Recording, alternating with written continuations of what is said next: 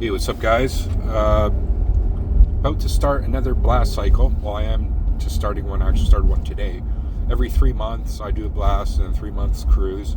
So when I brought my cruise down to a TRT dose of 150, which is a bit lower than I did in previous cruises, but I'm glad I did because it gave my body a real break. I felt like definitely no high blood pressure, no weird feelings or anything. I just felt normal for a while, even though my strength and size gains became slightly depleted. It wasn't anything, it's nothing too crazy, maybe 10-15% lower than what I was when I was blasting, but that's expected. Now I'm going to go back in. I think I still retained things from my previous gains from my previous blast, so it wasn't like I lost everything, but it's naturally you get a little less more strength than you did before, especially when you're not taking nandrolone or anything. You're just on the TRT. But to get into the main point, I'm doing my blast cycle again, and I'm going back to what my tried and true one is, the one that works for me, the one that a lot of people is pretty standard. A lot of people I've seen the bodybuilding community do as well, which is obviously you start with the testosterone base. I like to keep it in that 300 to 400 range. Okay, so my injection frequency is every other day. So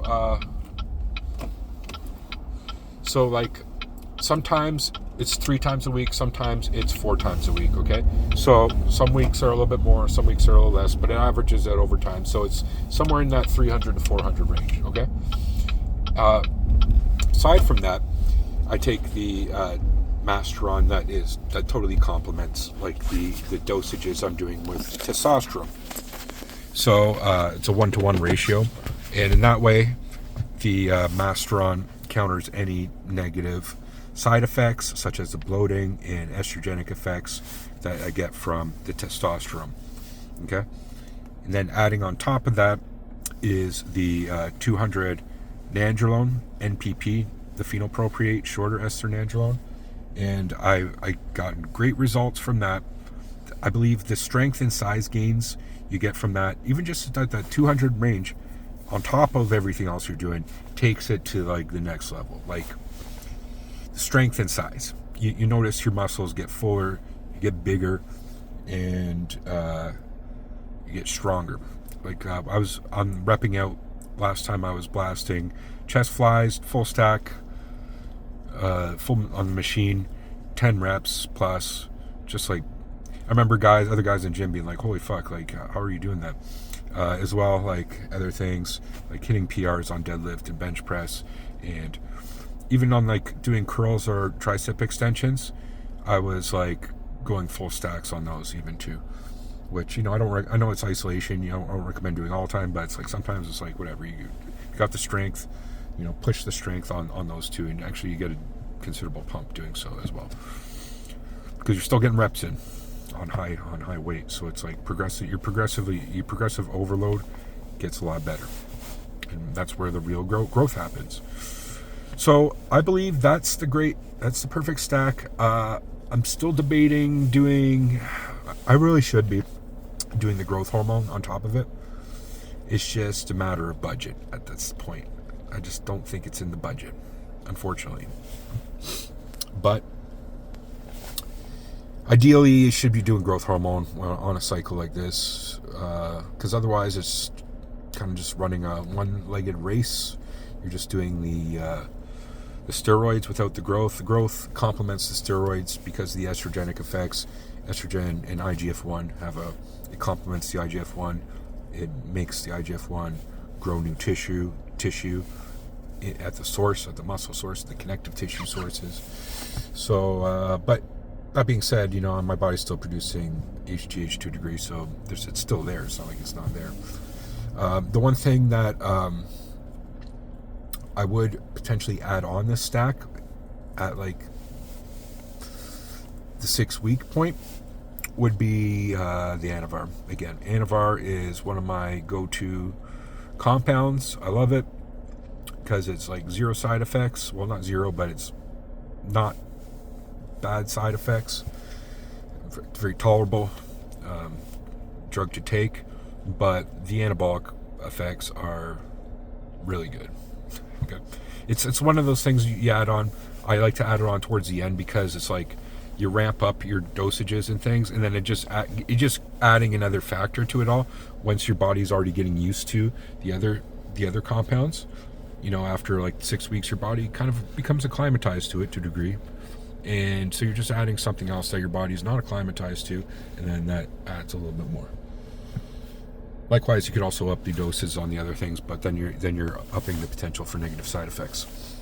So, and I don't like to push my testosterone past 400 because whenever I have in the past is when I've run into issues. I know a lot of people can't tolerate more, maybe it's due to the body fat percentage and other factors, or you've been doing it for 10 years, so your body is acclimatized to it. I've only been doing it for over a year now, but I just find like you get what you need out of the testosterone. Like, you don't need it for anything else, although obviously it does have an anabolic effect, but also has the androgenic effect, which isn't always desirable, estrogenic effects and such. But you do need it. The reason why you take testosterone is for the estrogen, largely. So you just get that base of testosterone down, and then you start stacking the other compounds, and ones that are safe. Like Masteron, I believe, is safe. I really don't see any negative side effects from Masteron. People say that you lose your hair and things, and hasn't happened to me. My hair isn't thinning or anything. It's still the same as it was before. It has a muscle hardening effect. It does have an anabolic effect. A lot of people say Masteron is very weak anabolic. Well, it's not the strongest. It's not as strong as Trenbolone or Nandrolone, but it's still pretty good. But that's why then we add the Nandrolone, a little bit of it. So on top of the testosterone, the combination of Masteron and Nandrolone, you're going to have a strong anabolic effect. It's pretty strong, considerable, as much as you kind of really need. At least I do. Some people, obviously, if you're going for shows and whatnot, or strength competitions or whatever else, yeah, you might be pushing your doses on or doing different compounds like Anadrol or something else, right? But if my goals are, and what I'm sure a lot of your guys' goals are, is just like you're maybe getting a little bit older and you just want to be fit at your age and strong, good strength, and still be making gains at 40 plus, right? So there's no reason why you cannot be making significant gains if your diet and your training is on point while doing this amount of gear. And it's not a small amount of gear. It's a gram of gear a week. It's not a small amount. Okay. I know some people do a gram of just testosterone at a time and then do other compounds, but in cumulatively, between all these compounds, it adds up, and you'll put on. There's no reason why you can't put on significant mass and strength on this cycle. It's one I recommend, especially once you start adding that Anavar in it, and you're already 6 weeks into the cycle and you're training hard, and then you add the Anavar, you just fucking explode from there. Okay. So I'll leave it there, guys. Pretty simple video I just wanted to cover. Started my new blast cycle, same as before. Same, just might as well stick with what works. That's what works and what's safe.